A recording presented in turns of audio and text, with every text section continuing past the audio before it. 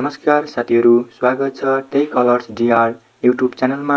आजको भिडियोमा हामी कुरा गर्न गइरहेका छौँ digital wellbeing and parental control सेटिङको बारेमा, जसले तपाईको बच्चा-बच्ची होस् या तपाईको स्वयं तपाई आफू नै किन नहोस्। यदि मोबाइल फोन एडिक्सन हुनुहुन्छ भने त्यसबाट तपाईलाई बचाउने एउटा मात्र सेटिङ रहेको छ। डिजिटल वेलबिङ एन्ड प्यारेन्टल कन्ट्रोलको बारेमा सिकाउन गइरहेको छु। त्यसको लागि तपाईहरु सेटिङमा जानुहोला र सेटिङमा गइसकेपछि तपाईहरुले digital wellbeing and parental control हुनेछ, यसमा क्लिक गर्नुहोला।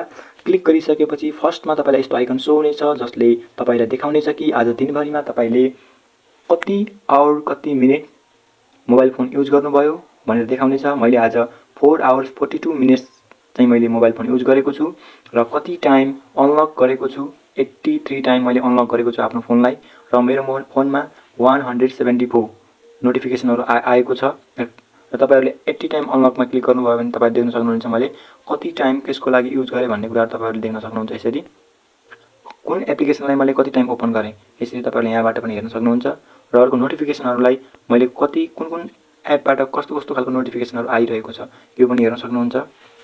र भ्यू एप एक्टिभिटी डिटेलमा गएर तपाईहरुले YouTube play, YouTube phone, photos कुन एपले कति टाइम कन्ज्युम गर्यो। मेरो युट्युबले 2 आवर 29 मिनेट कन्ज्युम गरेको छ, फोटोजहरुले, च्याट जीपीटीले, इन सबै कुराहरु यसरी तपाईहरुले हेर्न सक्नुहुन्छ। एउटा कुरा यो रहेको छ र यो रहेको छ भ्यू एप एक्टिभिटी डिटेल। अब वे टु डिस्कनेक्ट, अब हामीहरु कसरी यो एप्लिकेसन जुन हाम्रो एडिक्सन छ योबाट कसरी हामी बाहिर आउने यसको वेहरु रहेको छ। अब एप टाइमर तपाईहरुले के गर्न सक्नुहुन्छ, कुन एप्लिकेसनलाई युज गर्दै हुनुहुन्छ, जस्तै म यसलाई युज गर्दै छु भने तपाईहरुले यसमा टाइमिङ सेट गर्न सक्नुहुन्छ।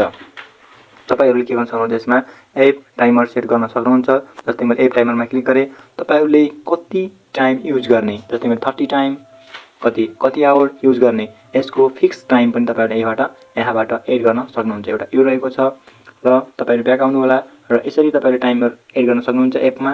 र अर्को रहेको छ बेड टाइम मोड। यदि तपाईहरु स्लिपिङ गर्न जाँदै हुनुहुन्छ र तपाईको फोन अटोमेटिकली के होस् त ब्ल्याक मोडमा आओस् र कुनै पनि नोटिफिकेसनहरु नआओस् भन्ने चाहनुहुन्छ भने तपाईहरुले यहाँबाट यो जुन बेड टाइम मोडमा गएर यहाँ यो आइकनमा क्लिक गरेर तपाईहरुले यहाँबाट शेड्युल पनि दिन सक्नुहुन्छ।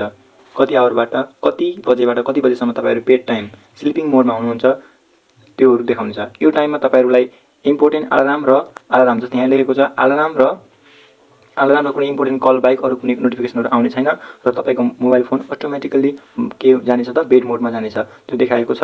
र तपाईहरुले do not disturb for bedtime mode पनि तपाईहरुले यसलाई अन गर्न सक्नुहुन्छ, ग्रे स्केल पनि गर्न सक्नुहुन्छ र किप द स्क्रिन डार्क पनि अन गर्न सक्नुहुन्छ। यो रहेको छ बेड टाइम मोडमा।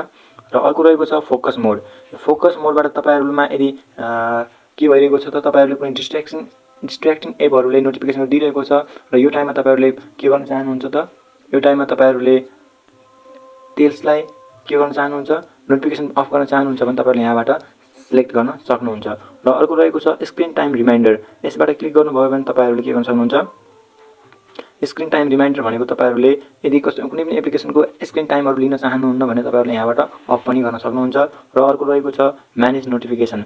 यहाँबाट तपाईहरुले नोटिफिकेसनलाई अफ पनि गर्न सक्नुहुन्छ र अफ छ भने अन पनि गर्न सक्नुहुन्छ। एउटा रहेको छ र अर्को डु नट डिस्टर्ब मोड रहेको छ। अब यसमा तपाईहरुले यो डु नट डिस्टर्ब मोडलाई अन गर्नुभयो भने तपाईहरुले के हुनेछ त कुनै पनि ले तपाईहरुलाई डिस्टर्ब गर्ने छैन। र पिपुलमा आउनुभयो भने तपाईहरुले कन्भर्सेसनका कुराहरु छ, यो कोसँग कन्भर्सेसन गर्ने कुराहरुलाई कन्ट्रोल गर्न सक्नुहुन्छ, कल्सहरु कसबाट कल आउने कुराहरुलाई कन्ट्रोल गर्न सक्नुहुन्छ।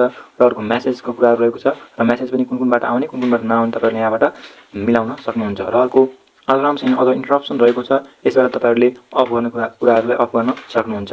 र अर्को रहेको छ शेड्युल रहेको छ। तपाईहरुले यहाँबाट बेड टाइम मोड, इभेन्ट मोड र स्लिपिङ मोडहरुलाई के गर्न सक्नुहुन्छ, एड गर्न सक्नुहुन्छ र अरु पनि तपाईहरुले आफै एड गर्न सक्नुहुन्छ। यो भनेको आफ्नो टाइमिङमा अब आफ्नो मोबाइल फोन अटोमेटिकली के होस् त अफ होस्, स्क्रिन ब्ल्याक होस् र कुनै पनि नोटिफिकेसनहरु नआओस् भन्ने मोडहरु रहेका छन्। यी मोडहरु तपाईहरुले सेट गर्न सक्नुहुन्छ।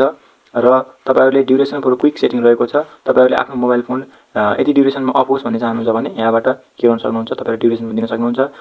Display option for hidden notification रहेको छ। तपाईहरुले यहाँबाट डिस्प्ले अप्सन फर हिडन नोटिफिकेसनहरुलाई के गर्न सक्नुहुन्छ, अन गर्न सक्नुहुन्छ। नो साउन्ड फ्रम नोटिफिकेसन पनि क्लिक गर्न सक्नुहुन्छ र कस्टम पनि बनाउन सक्नुहुन्छ। यो रहेको छ तपाईको डिजिटल वेलबिङ को सेटिङहरु। र प्यारेन्टल कन्ट्रोलको सेटिङ रहेको छ। यो प्यारेन्टल कन्ट्रोलको सेटिङ चाहिँ तपाईहरुले आफ्नो बच्चाहरुलाई यो सेटिङबाट पूर्ण रूपमा बच्चाको मोबाइल फोनलाई आफ्नो कन्ट्रोलमा हेर्न सक्नुहुन्छ, उसले के हेरिरहेको छ कुन टाइममा चलाइरहेको छ, के गरिरहेको छ, सम्पूर्ण मोबाइललाई आफ्नो मोबाइल फोनबाट ह्यान्डल गर्न सक्नुहुन्छ।